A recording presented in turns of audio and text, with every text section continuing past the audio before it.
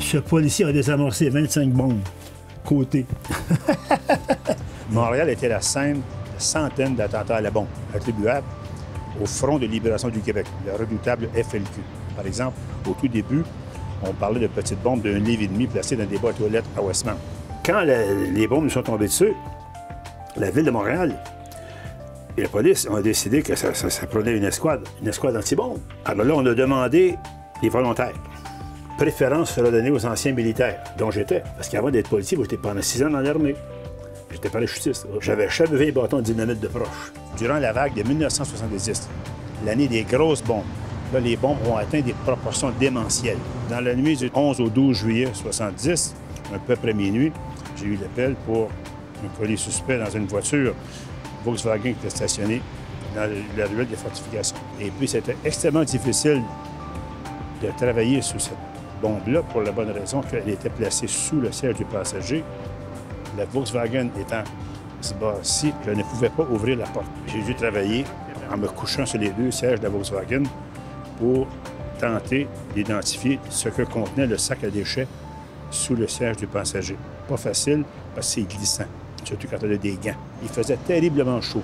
J'avais l'armure à bord de ça, ce qu'on appelait l'armure à bombe. Spooner, 85 livres. C'était d'une utilité quand même limitée.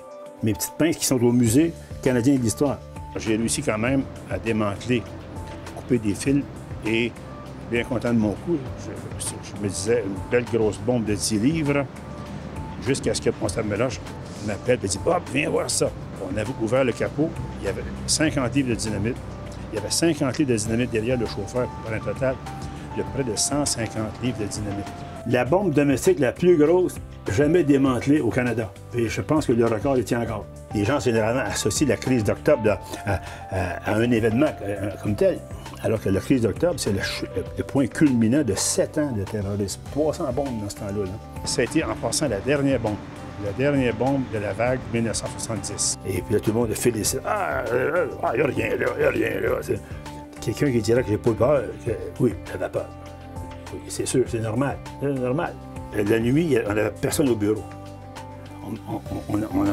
On acheminait les appels ici.